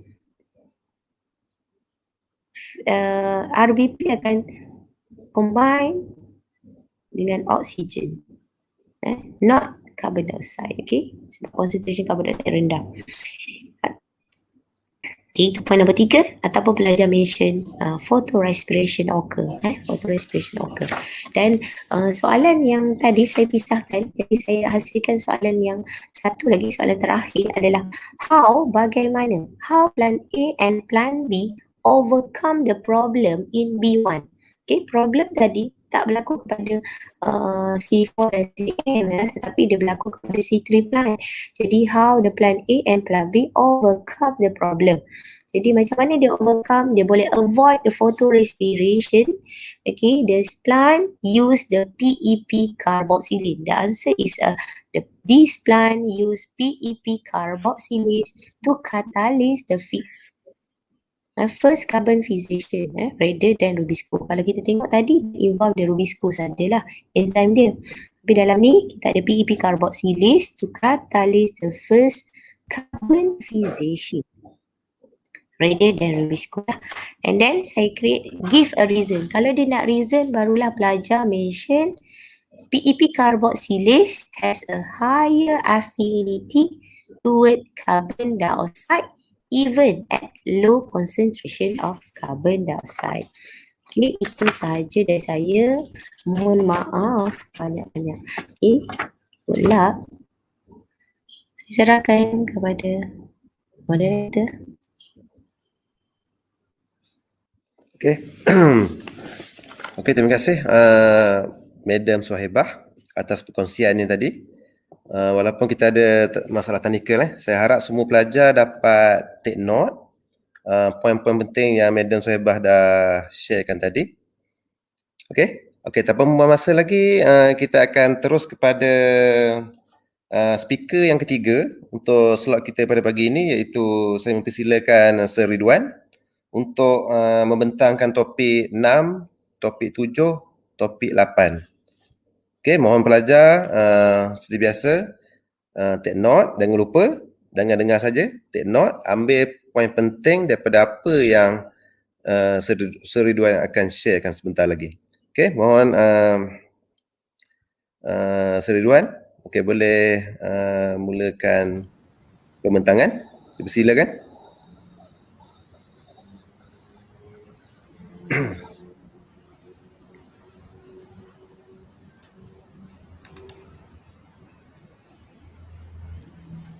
Okey, so boleh nampak tak saya punya ni? Okey, boleh. Boleh Okey, boleh. Okey, alhamdulillah. Okey, terima kasih moderator kita Encik Rizal. Jadi untuk menyambung perbincangan tentang soalan di puncak. Jadi saya bermula daripada soalan yang ke-6. Okey, bertajuk gases exchange and its control. Okey, banyak slide saya ni, jadi masa dah tinggal sikit, jadi mungkin pace saya ni laju sikit . Okey, jadi kita tengok pada soalan ni, soalan nombor 6 ni dia tunjukkan graf, satu graf. Dan sepatutnya pelajar dalam kepala dia dah ingat dah untuk tajuk gases exchange ni ada 3 graf utama. Graf yang melibatkan oxygen dissociation curve, kemudian graf yang kedua melibatkan hemoglobin dengan myoglobin lah, yang menjurus kepada soalan kita lah, dan graf yang ketiga adalah Bohr effect. Okay. Dan sepatutnya ini dah ada dalam kepala pelajar. Jadi terus kita pergi kepada soalan yang mana soalan dia bertanyakan, okay, so yang mana satu yang merujuk kepada oxygen dissociation curve untuk hemoglobin dan mana satu untuk myoglobin. Jadi di sini terus kita ingat bahawa myoglobin ni dia mesti shift to the left. Myoglobin mesti shift to the left dan hemoglobin sebaliknya lah. Jadi dah tentulah A itu merujuk kepada myoglobin dan B itu merujuk kepada hemoglobin. Saya rasa itu tak ada masalah. Okey, seterusnya B, give two structural differences between hemoglobin and myoglobin. Jadi di sini dia minta structural differences. Jadi structural ni kita mudah ingat ataupun tahu, dia merujuk kepada ciri-ciri fizikal, physical appearance yang boleh kita lihat di antara hemoglobin dan juga myoglobin. Jadi ini adalah maklumat-maklumat yang patut ada dalam kepala pelajar lah. Dan sangat penting, banyak kali dah saya stress dalam kelas, kita mesti boleh melukis dan melabel lah, supaya ingatan kita tu lagi kuat. Jadi di sini kalau kita tengok pada maklumat yang ada di sini, jadi hemoglobin tu kita terus ingat dia merujuk kepada the consist of 4 polypeptide chain, where the myoglobin dia only 1 polypeptide chain sajalah. Jadi kalau kita tengok pada cadangan jawapan, jadi di sini satu yang sangat penting adalah macam cadangan jawapan saya ni, saya tak guna kotak. Sebab biasanya pelajar saya tengok pada jawapan-jawapan dia guna dia buat box, buat table tu kan. Okey. Yang terbaik setakat ni kita tak perlulah buat table tu. Kita guna ayat yang penuh dan kita kena ada satu ayat penghubung. Sebagai contohnya lihat di sini. Okey, perbezaan yang pertama adalah hemoglobin consists of 4 polypeptide chain, while myoglobin consists of 1 polypeptide chain. Jadi while ataupun whereas, jadi mesti ada ayat penghubung di situ. Dan untuk quaternary protein structure tu saya poinnya adalah sama seperti hemoglobin consists of 4 polypeptide chain. Jadi kalau pelajar jawab satu, dia beritahu hemoglobin tu ada 4 polypeptide chain. Kemudian poin yang kedua dia beritahu dia bezakan dari segi quaternary dengan tertiary tadi tu, dia dapat 1 poin sajalah. Jadi poin yang kedua adalah merujuk kepada hemoglobin ni dia ada 4 heme group. Jadi heme ni ejaan dia ada 2 situ lah, HAEM ataupun HEME. Jadi dua-dua tu kita boleh terima lah. Sementara itu myoglobin pula dia contain only 1 heme group. And last differences dari segi structure tu kita boleh beza dari segi berapa banyak oksigen molekul yang boleh bergabung dengan hemoglobin dan juga myoglobin. So for hemoglobin, it can bind with 4 oxygen molecule, while myoglobin can bind with 1 oxygen molecule. So saya rasa itu jelas jadi di sini jangan bagi perbezaan kalau dari segi fungsi dah tentu tidak diterima lah. Sebab itu adalah perbezaan dari segi fungsi. Sekarang ni diminta adalah dari segi strukturnya. Okey. So boleh saya proceed terus Okey, seterusnya soalan C. Based on figure 7, differentiate the affinity of hemoglobin and myoglobin towards the oxygen. Jadi di sini berpatah balik kepada kita punya knowledge tentang graf ni lah, tentang graf, di mana kita tahu bahawa myoglobin ni dia at the left side, dia at the left compared to the hemoglobin.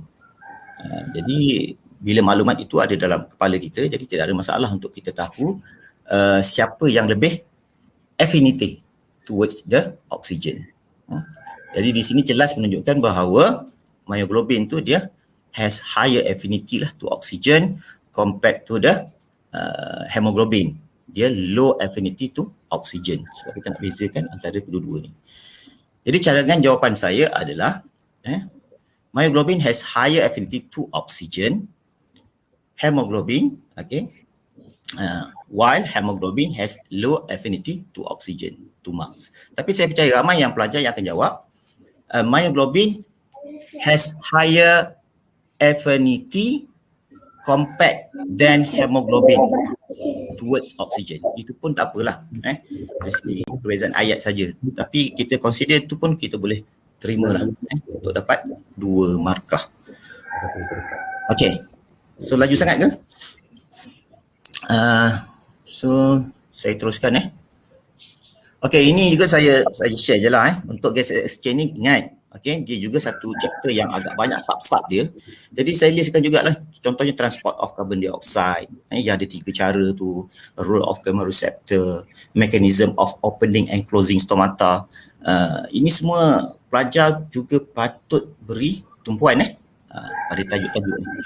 Okay, so saya proceed to the chapter 8 transport. Jadi kita tengok pada soalan yang ketujuh. Soalan yang ketujuh tu. Jadi graf tu dia soalan menunjukkan graf. Jadi graf ni kita panggil sebagai ECG lah, electrocardiogram. Sedangkan device itu adalah electrocardiograph. Okey, jadi kita lihat pada soalan yang pertama dia kata name the event occur at QRS complex and explain what happened during this event. Jadi cuba kita recall balik apa yang kita ingat ataupun apa yang kita faham tentang ECG ni. Sudah pasti maklumat yang sebeginilah yang seperti yang saya paparkan ini. Maklumat inilah yang patutnya dah ada dalam kepala pelajar lah kan. Untuk persediaan ni tak lama dah nak exam ni. Jadi bila sebut electrocardiogram ni, okay, jadi dia melibatkan ada 3 komponen di situ Dia ada P wave, QRS complex dan juga T wave. Jadi di sini event dia ataupun phase dia kat sini yang pentingnya adalah istilah dia ada pasal depolarization ataupun repolarization. Jangan confuse dengan tajuk ataupun subchapter yang sebelum ini iaitu cardiac cycle. Cardiac cycle dia lebih kepada membincangkan tentang atrial systole, ventricle diastole. Dia begitu istilah dia. Tapi bila masuk saja kepada electrocardiogram, dia merujuk kepada istilah depolarization and repolarization. Jadi di sini kalau kita fokus terus kepada QRS complex tu, dia merujuk kepada ventricular depolarization. Iaitu dia punya ventricular tu dia dalam keadaan sistole lah sebenarnya. Jadi kita tengok pada cadangan jawapan. Cadangan jawapan kita. Jadi 2 markah situ soalan tu Jadi event tu kita namakan sebagai ventricular depolarization. Ventricular depolarization. Tidak boleh pakai systole di sini. Dan kita nak explain apa yang berlaku. Dah tentulah kita nak explain tentang electrical impulse. Sebab graf tu pun dapat berdasarkan kepada electrical impulse yang lalu menerusi jantung kita. Jadi dah tentu penjelasan dia, jangan nak kata ada valve tertutup lah, pressure tinggi. No, itu semua di dalam tajuk apa kita panggil sebagai cardiac cycle. Jadi di sini untuk explain tu, jadi kita explain pasal electrical impulse. Jadi electrical impulse itu dia akan flow from AV node ataupun atrioventricular node, and then dia akan spread to the SAN. Maknanya sekarang ini sebab dia bukannya dari awal tapi sebab itulah dia start daripada AV node lah. Dia akan spread to the bundle of His. Kemudian boleh juga kita, sebab kita dah belajar, kita dah hafal dah sebenarnya kan, bundle of His tu kemudian pergi kepada bundle branches, kemudian dia pergi ke heart apex. Cuma itu saya kurungkan saja, maksudnya kalau you tak tulis pun tak apalah. Dan akhirnya dia akan pergi ke Purkinje fiber. Ke Purkinje fiber. Jadi Purkinje fiber tu make sure P tu huruf besar P tu adalah huruf besar, dan akhirnya dia akan menyebabkan ventricle itu dalam keadaan sistole ataupun contract. Jadi itu adalah penjelasan yang paling tepat yang menerangkan apa yang berlaku di QRS tersebut.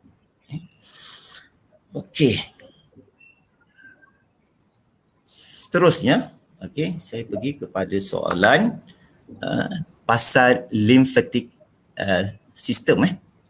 Describe how lymphatic system transport lipid from the digestive tract to the blood circulatory system. Jadi apa yang patut kita ingat dan kita sepatutnya boleh lukislah dan kita tahu sekarang ni proses itu dia berlaku dalam small intestine, okay, di mana dalam small intestine tu dia banyak microvilli, dia ada microvilli lah.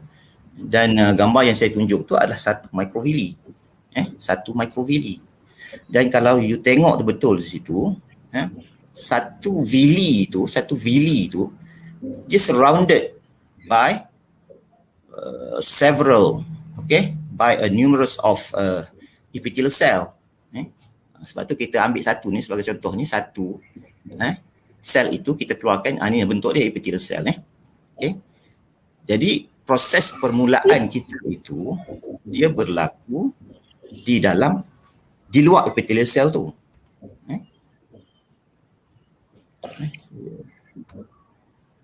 Saya hang juga. Okay, so ini so ini saya zoomkan satu epithelial cell tu, yang dia akan surrounded the villi tu, di mana di dalam villi tu ada lectile tu. Jadi ini satu epithelial cell. Jadi mekanisme dia di sini adalah bermula daripada triglyceride ataupun fat ataupun lipid itu berada di luar, dan kemudian dia akan masuk. Cumanya dia dalam molekul yang besar, jadi dia tidak boleh masuk ke dalam epithelial cell tersebut. Dia perlu breakdown dulu, dipecahkan menjadi fatty acid dan juga monoglyceride ataupun glycerol. Kemudian baru dia boleh masuk ke dalam epithelial cell, and then bila masuk tu dia akan combine balik, dia membentuk balik triglyceride tadi tu. Okay. Kemudian kalau kita tengok pada gambar tu pun dia akan coated dengan fosfolipid, kolesterol, protein untuk membentuk chylomicron kat situ. Jadi soalan itu bertanyakan hal ini, Jadi kita terus pergi kepada cadangan jawapan daripada saya. So bermula kita dari awal lah, iaitu lipid itu berada di luar epithelium cell tersebut, di mana lipid itu dia akan hydrolyze dulu. Jadi ini poin pertama ni agak panjang, tapi tak apa untuk kita fahamkan proses dia. Jadi lipid itu akan hydrolyze menjadi fatty acid and monoglyceride ataupun glycerol. Boleh lah. Dan kemudian dia akan absorb into intestinal epithelial cell ataupun epithelial cell. Saya kurungkan saja epithelial cell tu, intestinalnya. So bila dia masuk ke dalam epithelial cell tadi tu, kemudian dia akan combine balik membentuk fat ataupun triglyceride. Satu poin. Kemudian poin yang kedua adalah merujuk kepada triglyceride itu dia akan coated, dia akan bind, tapi istilah saya lebih suka ayat coated lah. Dengan apa? Dengan fosfolipid, dengan kolesterol, dengan protein untuk membentuk satu molekul yang dipanggil chylomicron. Jadi saya underline chylomicron itu menunjukkan term itu perlu digunakan untuk poin ini, perlu ada. Dan kemudian chylomicron itu akan transported to the lectile. Lectile ini adalah lymph capillary. Dia ada lymph capillary yang berada di dalam villus tadi tu. So dia akan masuklah ke dalam lectile. Itu adalah poin yang kedua. Dan seterusnya, kita mesti ceritalah pula di mana dia pergi selepas itu. Sekarang ni baru berada di lectile. Jadi chylomicron itu dia akan masuk di dalam lymph, dalam lymph capillary. Okay. So dia dah bercampur dengan lymph. Lymph di sini merujuk kepada fluid tersebut, lymph fluid. Jadi bila chylomicron tu dia berada dalam lymph fluid, jadi istilahnya kita pakai dia chyle. Chyle. Dan chyle ini nanti dia akan masuk ke dalam, dia pass into lymphatic system. And then dia akan return back to the blood circulatory system. Ataupun kalau you nak detail lagi, pelajar yang lebih baik, dia nak perincikan lymphatic system tu. Dia kata lah pula, dia boleh juga berayat. Okay, chyle itu akan pass into lymph vessel, kemudian dia pergi ke lymph trunk, kemudian dia pergi ke lymph duct, and then dia masuk ke subclavian vein, kemudian dia akan pergi ke heart, and then dia akan return back to the blood circulatory system. boleh juga, tak ada masalah gitu. Cuma di sini juga diterima kalau you terus saja tulis, chyle itu akan masuk ke dalam lymphatic system. And then, daripada lymphatic system itu dia akan return back to the blood circulatory system. So itu adalah cadangan jawapan daripada saya dan ada 3 markah di situlah. 3 markah. Dan sebenarnya kalau tengok pada sini dia lebih daripada 3 markah lah. Tetap kita hafal secara detail untuk proses ini. Okey, saya teruskan. Soalan yang seterusnya adalah berkenaan dengan translocation. Kita dah sedia maklum bahawa untuk tajuk transport ni memang dipecahkan. Dia ada mammals, heart kan. Dia ada melibatkan mammals, dia ada melibatkan plant. Jadi kali ini untuk soalan yang last ni adalah berkenaan dengan transport in plant lah. Okay. Dan di sini dia tanya pasal translocation. Dan bila dapat soalan macam ni, saya rasa semua pelajar dah ada dalam kepala dia gambar rajah ni. Tolong lukis gambar rajah ni dan labelkan. Dengan senang untuk kita tahu dia punya mekanisme dia. So di sini kalau kita boleh sepintas lalu jugalah untuk penerangan dia. Kita dapati jelas di sini, pergerakan sukrose itu daripada source pergi component cell and then dia akan masuk ke safe tube. Jadi proses itu semua adalah secara active transport active transport. Kemudian sukrose tersebut akan accumulate di dalam safe tube itu, dan menyebabkan di kawasan itu dia dari segi water potential dia adalah rendah, and then water potential yang tinggi daripada xylem itu akan masuk ke sana. So dia akan create hydrostatic pressure. Kat situlah istilahnya ada create hydrostatic pressure. Kemudian dia akan flow down lah. Jadi itu adalah maklumat yang penting yang patut ada dalam kepala pelajar. Bila ada, tidak ada masalah untuk kita menjawab soalan ini. So kita tengok cadangan jawapan daripada saya. So yang pertama ditanya, what happened during proses T? Proses T. Tadi saya dah cakap dah, proses T ni adalah active transport. Active transport. Cumanya bila kita cakap pasal active transport, dah tentu dia melibatkan pemindahan bahan. Bahan tu dah tentulah adalah sukrose. Jadi bila melibatkan pemindahan sukrose, kita kena nyatakan daripada mana ke mana. Di sini kita kena beritahulah, sukrose is transported from source, contoh source leaf lah sini, into companion cell. So sel bersebelahan dengan source itu adalah companion cell, di mana dia diangkut secara active transport, by active transport. So itu tak masalah untuk satu markah saja.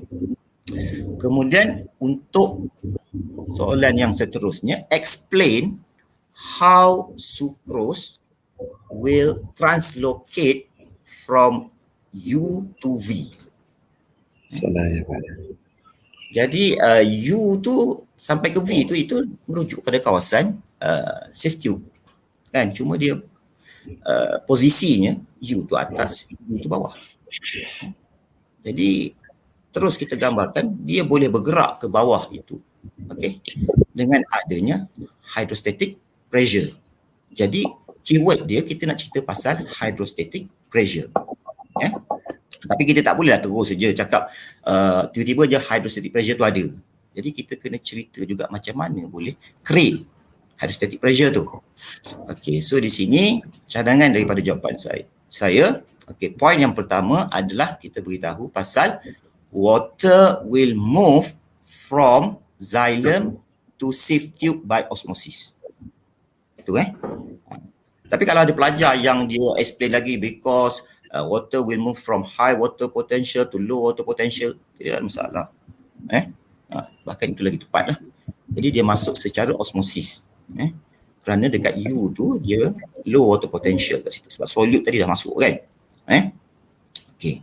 Kemudian untuk point yang kedua, dia kata entry of water will generate high hydrostatic pressure.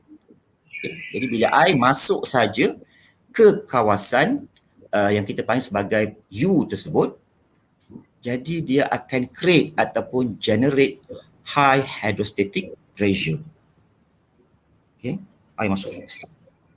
Dan kemudian, okay, dia akan force the sucrose, dia akan force the sucrose move along the sieve tube. Maknanya dia akan move down lah, along the sieve tube to the lower part of sieve tube. Ataupun kita boleh cakap dia akan move to the part of less hydrostatic pressure. Jadi pergerakan di sini sucrose itu di dalam sieve tube itu berdasarkan kepada daripada high hydrostatic pressure to less hydrostatic pressure. Itu cara dia bergerak di situ. Sebab soalan tu dia bukan tanya sampai masuk ke dalam sink. Tak, dia hanya tanya daripada U ke V sahaja. U ke V sahaja. Jadi di sini memang kita kaitkan dengan high hydrostatic pressure tersebutlah, yang mana dia akan menekan air tu. Okay. So gerakannya daripada high hydrostatic pressure to low hydrostatic pressure. Okey. Saya cepat sangat saya ni. Okey, tak apa. Okey, kita pergi kepada chapter yang ke-8 Chapter yang ke-8. Transport saya kena cepat juga sebab masa kita 10:20 kita ni Okey. Jadi tajuk hemostasis. Okey, soalan seterusnya ditunjukkan pasal satu structure kita tahu ni adalah nephron structure nephron. So name the structure Y. Satu markah. So dah tentulah benda macam ni yang apa yang saya tunjukkan ni dah memang patutnya dah ada dalam minda ingatan pelajar. Ini basic kepada tajuk ni. Ini adalah structure of nephron. Kena tahulah semua structure tersebut. Okey. Jadi di sini cadangan jawapan saya adalah sebab dia terus merujuk kepada sebab loop of Henle ni dia memanglah dia umum je kan. Tapi kalau kita belajar di peringkat dia ada descending, ada ascending. So sini cadangan jawapan kepada saya adalah descending limb loop of Henle. Cuma H tu besarlah Henle tu kena eject betul lah. Descending limb loop of Henle. Itu adalah jawapan yang paling tepat. Paling tepat. Saya dah berstress itu sebab boleh jugalah terima loop of Henle itu, tapi saya mohon kalau macam ini lah bentuk soalan kita pakai yang lebih spesifik lah jawapan dia.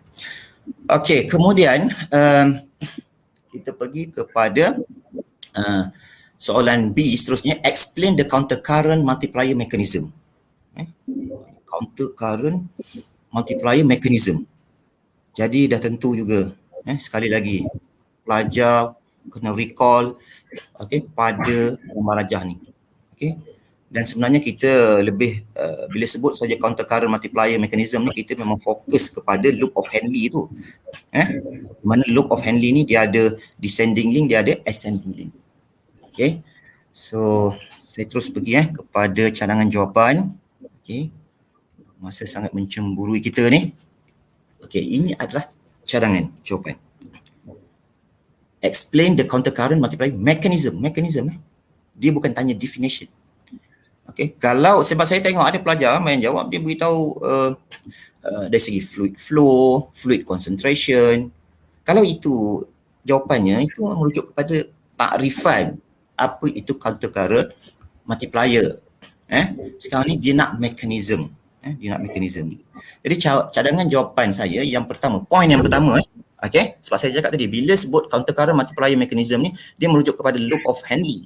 Loop of Henle ada dua, descending, ascending. Jadi kita bermula daripada descending. Jadi descending limb is permeable to water. But impermeable to NaCl.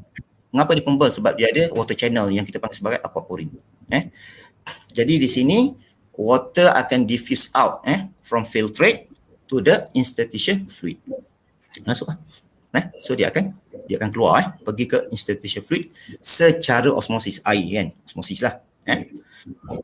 Kemudian itu poin pertama. Poin yang kedua adalah merujuk kepada bila air itu keluar dari segi filtrate concentration ni dia akan jadi pekat. So dia kata the loss of water concentrate in the filtrate in the descending limb Itu merujuk kepada filtrate tu makin pekat. Okay. Dan kemudian boleh juga nak tambahlah filtrate concentration is at the highest of the bottom of loop of Henle. Kalau pelajar yang orang kata dah memang get ready tu, dia tahu situ 1200 milliosmol kan dia punya bacaan dia. Paling pekat sekali yang dekat bahagian bawah situ. Okey, itu adalah poin yang kedua. Poin yang seterusnya adalah kita cerita pula pada ascending limb. Ascending limb ni apa yang perlu kita cerita? Pertama sekali, ascending limb ni dia impermeable to water. Dia terbalik Kemudian dia permeable to NaCl. Cumanya ascending limb ni dia ada thin segment and thick segment. Thin segment, dia akan menyebabkan pada thin segment itu NaCl tu dia akan diffuse out secara pasif. Passive transport. Sebab dia thin filament. Dan kemudian untuk thick filament pula sama juga NaCl yang keluar, cumanya dia keluar secara active transport. Mesti mention seperti cadangan jawapan saya tu. And then kita beritahulah, this result in decrease in filtrate concentration. Jadi bila NaCl keluar, jadi filtrate concentration tu akan decrease. But high NaCl, di mana dekat bahagian interstitial fluid pula akan menyebabkan dari segi concentration of solute ataupun salt ataupun NaCl di situ adalah lebih tinggi lah. Iaitu merujuk kepada kawasan dekat medula tu lah. Inner juga outer. Ataupun dalam erti kata yang lain, bila concentration situ tinggi, maka dari segi water potential dia adalah low. So saya dapat hint daripada kawan ni, nak cepat dan last soalan, why desert rat have long structure? Why? Jadi di sini jawapan dia adalah untuk conserve more water. Kalau pelajar bagi jawapan tu betul. Tetapi kalau kita dapat kaitkan sikit, maknanya kalau lebih panjang loop of Henle tu, maka lebih banyak lagi NaCl tu boleh keluar. Dan bila NaCl tu banyak keluar, jadi menyebabkan proses osmosis lagi giat berlaku di kawasan tersebut. Dan akhirnya bila banyak air keluar, jadi secara umumnya dia boleh conserve more water. Jadi masa terbatas, minta maaf Jadi itu saja yang dapat saya share, Tuan Moderator, minta maaf. Jadi saya teruskan kepada Encik Rizal. Terima kasih kepada Sir Ridwan. Tanpa membuang masa lagi, saya mempersilakan speaker kita yang terakhir untuk slot pagi ini, iaitu Puan Intan Zurina, untuk membentangkan speaker kita yang terakhir untuk slot pagi ini, iaitu Puan Intan Zurina, untuk membentangkan speaker kita yang terakhir untuk slot pagi ini, iaitu Puan Intan Zurina, untuk membentangkan speaker kita yang terakhir untuk slot pagi ini, iaitu Puan Intan Zurina, untuk membentangkan speaker kita yang terakhir. Assalamualaikum. Hi guys. Right. Assalamualaikum. Hi guys. So next question adalah berkenaan dengan coordination dan juga immunity. Right. So next question. We go to the question yang seterusnya. Soalan yang seterusnya actually dia tanya berkenaan dengan structure of synapse. Alright. We go to the question yang seterusnya. Soalan yang seterusnya. So bila you all buat revision tentang structure of synapse, simple je, you all kena tahulah synapse kita ni memang terdiri daripada synaptic vesicles, and then pada presynaptic membrane kita ada water scattered calcium channel, right? But inside kita punya synaptic vesicle ni ada neurotransmitter, and another parts of kita punya synapse adalah post-synaptic membrane consists of ligand-gated sodium channel. But in the question, only ask about the M. M tu merujuk kepada structure ni lah. And then dia juga, soalan tanya tentang bahagian N ni. Right, so it's clearly that M tu adalah synaptic vesicle. manakala N tu adalah synaptic cleft. So this is a simple question saja. Okay, sepatutnya tak salah lah. Okay, so then soalan nombor 2, state the ion that flow into the structure O with the conjunction of impulse arrival. So structure O ni actually the pre-synaptic membrane. And kalau kita tengok gambar yang saya sediakan di sebelah tu, pada pre-synaptic membrane kita kan memang terdapatnya water scattered calcium channel. So the ions yang terlibat dekat situ adalah ion calcium. So your answer should be the calcium ion. Right. Okay, itu simple berkenaan dengan structure synapse. Okay. Okay, we go to the next question. Okay, next question dia kata explain what happened at synapse when cocaine, a drug, present dekat kita punya synapse. Okay, so one thing yang you all kena ingat tentang cocaine ni dia akan melibatkan neurotransmitter kita jenis dopamin. Alright. So apa yang berlaku dekat synapse dengan kehadiran kokain ni actually dia akan prevent tau. Dia akan halang dopamin kita ni daripada return back to the presynaptic neurons. Okay, because dopamin ni ataupun any neurotransmitter selepas dia menyebabkan depolarization ataupun membentuk action potential dekat post-synaptic neurons, should be dia akan kembali semula ke dalam kita punya presynapse. Dia mesti balik semula ke dalam presynapse.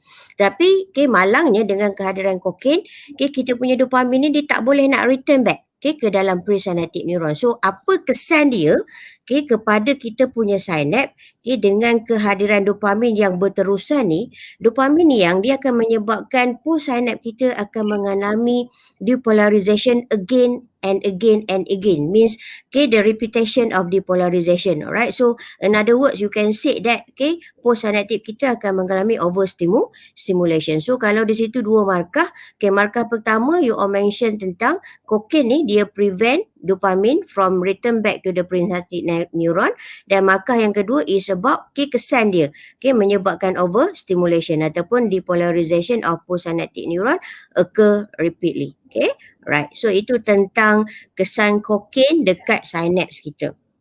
Okay, yang. So we go to the next question. Okay, sepatutnya you all tahu ini adalah structure sarcomere, and that is very important korang hafal setiap bahagian yang membentuk sarcomere kita. For example, kita ada M-line, kita ada I-band, kita ada H-zone, right? Okay, so the first question simple. Dia just tanya state two type of protein component in structure P. So dalam gambar ni yang line yang nipis ni, ini adalah actin tau, the thin filament. Manakala yang tebal ni adalah myosin, the thick filament. So kita tahu P tu, the thin filament tu, dia consist of 3 important protein, iaitu actin, tropomyosin dan juga troponin. But the question only ask you to state 2 saja, right? So you can put lah mana-mana 2 antara 3 tu, sama ada troponin dengan tropomyosin ataupun tropomyosin dengan actin. So jangan letak lebih daripada 2. Okay, sebab soalan terang-terang dia boldkan kat situ adalah 2. So you all senaraikan mana-mana 2 protein yang membentuk P tadi, so you can got 2 marks here, right? Okay, so next question dia tanya why I-band is lighter than the A-band. Okay, so kita boleh tengok dekat sini I-band is here. Okay, dan A-band is here, right? Okay, so actually keadaan kita punya sarcomere is appearance dark ataupun light, dia sebenarnya bergantung kepada composition of the filaments. Okay, kenapa I-band ni dia lebih lighter berbanding daripada A-band? I-band ni sebenarnya dia only consist, kalau kita tengok dia hanya ada actin je kan, dia hanya terdiri daripada thin filament saja, sebab tu dia nampak terang. Manakala kalau kita tengok A-band dekat sini yang kita akan dapati A-band ni dia adalah orang kata susunan antara thick filament, nampak? Thin filament, thick filament, thin filament, thick filament. Right, it consists of thin dan juga thick filament. So that's why dekat A-band tu dia adalah lebih tebal. Sebab tu dia akan appearance lebih darker berbanding daripada I-band. Alright, itu berkenaan dengan kita punya sarcomere. Right, so kita tengok soalan yang seterusnya. Okey, yang soalan seterusnya adalah berkenaan dengan hormon. Okey, kita tahu mekanisme hormon dalam mammals ada dua. Okey, sama ada dia adalah gene activation ataupun CAMP, right? So biasanya kalau soalan yang diberi gambar macam ni, korang kena tahu how to recognize either gambar tu merujuk kepada mechanism of hormone reaction yang mana satu. Okey, so kalau gene activation, simple je. Korang tengok gambar tu, kalau gambar tu dia ada melibatkan DNA, itu adalah gambar rajah yang menunjukkan mekanisme hormon jenis gene activation. Tetapi kalau gambar tu dia tunjukkan cascade mechanism ni, means cascade event ni, ada banyak, maksud cascade ni ada banyak perkara yang berlaku dalam sel kita tu, so itu menunjukkan bahawa itu adalah CAMP. Right. So sekarang ni dalam soalan kita, nampak tak ada gambar DNA? So jelaslah kat situ. Antara dua tu, the mechanism of hormonal action dalam figure 13 tu adalah gene activation. Itu kalau awak lupa tentang steroid ni. Actually soalan ni dah bagi awak clue terang-terang. Dia kata mekanisme ni melibatkan steroid hormon. And then steroid hormon memang akan melibatkan gene activation. Dia tidak akan melibatkan the CAMP. Right. Okay, yang itu tentang kita punya two type of mechanism of hormone reaction. Okay, so soalan seterusnya dia minta kita bagi perbezaan antara hormonal action dalam figure 13 merujuk kepada gene activation dengan cyclic AMP ataupun CAMP. Actually we have a list of yang saya state ni adalah dua. Actually kalau awak tengok dalam reference book awak, kita ada a list of banyak. Cuma saya nak ingatkan pada awak, right? Seperti yang Sir Ridwan maklum tadi, jika kita diminta untuk memberi perbandingan, you all kena letak perkataan penghubung yang memberikan perbezaan antara cyclic AMP dan juga gene activation. And lagi satu yang saya nak ingatkan, you all kena pastikan ayat you all tu lengkap. Sebagai contoh, most of my student dia nak bandingkan cyclic dengan gene activation ni dari segi dia punya efek. Tiba-tiba dia just letak CMP short term, gene activation long term. But dia tertinggal perkataan efek. So bila awak tertinggal ataupun ayat awak tu tak lengkap, awak akan gagal dapat markah. Awak akan silap kat situ. So pastikan sentence awak tu is lengkap. Jangan orang kata ada, yes, no, macam tu saja. It's not correct. Right. So nanti you all boleh double check lah jawapan you all dengan apa yang saya share ni, perbezaan, dan actually benda ni pun sama je dalam buku reference awak tu. Right. Okay, seterusnya berkenaan dengan phytochromes. Ingat balik, phytochrome ni dia ada dua. Kita ada PR, kita ada phytochrome far red, PFR. Right. Tetapi antara phytochrome red dengan phytochrome far red ni adalah the active form. So soalan dia tanya name the active form. So that's why jawapan pertama awak adalah phytochrome far red, 1 markah. Lepas tu dia kata state how it affect onset of flowering on long day and long day plant. Kita ada dua jenis tumbuhan. Kita ada long day plant, kita ada short day plant. Kedua-duanya memerlukan PFR untuk flowering sebab PFR lah yang akan menggalakkan penghasilan hormon florigen. Tapi dalam keadaan long day plant dan juga short day plant, concentration of phytochrome far red yang diperlukan adalah berbeza.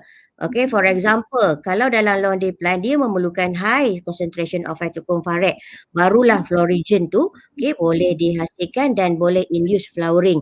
Tetapi kalau dalam short day plant, concentration of PFR yang diperlukan hanyalah in low concentration saja, pun dah cukup untuk induce the short day plant tu untuk menghasilkan florigen, untuk induce flowering. But in our question dia just tanya tentang long day plant, right? So long day plant simple lah. Long day plant memerlukan high level of phytochrome far red untuk hasilkan florigen to promote the flowering. So ingatlah PFR tu adalah active form. Kedua-dua tumbuhan memerlukan PFR, cuma dalam keadaan banyak ataupun sedikit saja. Right. So we go to the last question now. So the question show us immune response, right? So ingat balik, immune response kita ada dua yang. Kita ada humoral, kita ada cell mediated immune response, right? Apa perbezaan antara dua ni? Humoral melibatkan antibody, cell mediated immune response melibatkan cytotoxic T cell, right? So kalau dia beri gambar rajah ni, you all kena tengok betul-betul lah gambar rajah tu dia merujuk kepada immune response yang mana. Actually kadang-kadang dalam gambar rajah tu dia ada bagi clue. Okay, sekarang ni dalam figure 14 kita ni, kita punya clue adalah infected cell. Kenapa? Because antibody dia tidak musnahkan infected cell. Dia akan destroy the antigen directly. Okay, melalui antigen antibody interaction yang you all belajar, neutralization, opsonization ataupun activation of complement protein, right? Tetapi infected cell ataupun cancer cell yang dia melibatkan cytotoxic T cell. So sekarang jelaslah. Okay, dalam soalan kita ni figure 14 ni dia merujuk kepada cell mediated immune response. Right. Okay, so now baru kita tengok soalan. Okay, dia kena tanya P apa. Okay, kita tahu at first time badan kita is introduced to the first antigen, right? Okay, macrophage akan bertindak sebagai antigen presenting cell dan dia akan melibatkan the helper T cell. So that's why we can say that P itu adalah helper T cell and we know that. Okay, bila helper T cell kita is stimulated by the interleukin 1 yang dihasilkan oleh macrophage, okay, dia akan membebaskan another cytokines yang kita panggil sebagai interleukin 2. So sekarang ni, okay, P 1 markah, interleukin 2 1 markah, so kita dapat 2 markah kat situ. Right, okay, so next.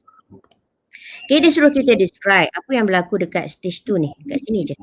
I mean selepas interleukin 2 ni mengaktifkan Q ni, di start of right. So di sini, okay, bila dia bagi gambar dalam, this is about this figure 14 saja tahu yang. Dalam figure 14 ni dia menunjukkan bahawa Q ni, right, dia akan jadi banyak, nampak tak? Dia akan proliferate, dia akan jadi banyak dan juga dia akan differentiate menjadi lebih spesifik. In these cases, okay, Q ni yang sebenarnya adalah, okay, the cytotoxic T cell. Alright, so bila, okay, cytotoxic T cell ni diaktifkan oleh interleukin 2 yang dihasilkan oleh the helper T cell, okay, dia akan proliferate jadi banyak dan dia akan differentiate, okay, menjadi spesifik. Okay, means antara banyak-banyak tu ada yang akan menjadi activated cytotoxic T cell dan ada yang akan menjadi memory cytotoxic T cell.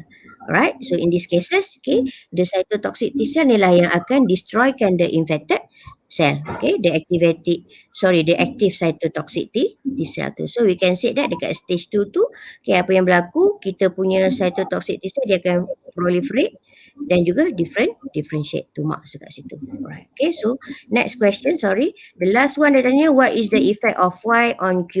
So Y tu adalah interleukin 2. So tak ada apalah, okay. Interleukin 2 tu dia akan stimulate, okay, kita punya the cytotoxic T cell, okay, the Q tu tadi, right. Okay guys, so I think that's all untuk bahagian saya. Right, so terima kasih. Saya doakan you all sukses dalam PSPN 2 nanti dan saya serahkan kembali kepada Sir Rizal kita. Right, so thank you. Bye. Okay. Thank you very much pada semua presenter kita ataupun semua speaker kita pada pagi ini. Okay, saya minta maaf sekiranya terdapat masalah teknikal tadi. Okay, saya mewakili semua speaker dan juga pensyarah unit biologi mengucapkan setinggi penghargaanlah kepada semua pelajar yang dapat menghadiri yang boleh online dengan kita pada pagi ini dan besar harapan saya dan juga semua pensyarah unit biologi agar program pada pagi ini dapat memberi impak yang positif kepada semua pelajar. Okay. Okey, akhir kata saya mewakili seluruh tenaga pengajar di unit biologi mengucapkan selamat berjaya lah. Selamat berjaya, good luck kepada semua dalam menghadapi PSPM kita pada masa yang akan datang. Okey, sedikit kata-kata hikmat daripada saya yang mungkin boleh dijadikan pedoman kepada semua pelajar. Okey, dengarkan usah direnung letihnya berusaha, tetapi renunglah manisnya kejayaan masing-masing. Okey. Okey, saya dengan ini saya akhiri slot kita pada pagi ini dengan mengucapkan jutaan terima kasih dan kita akan jumpa lagi pada masa yang akan datang. Sekian, terima kasih. Okay, jangan lupa isi attendance dengan keyword di puncak biologi ya. Bye. Okay, itu. Okay, bye.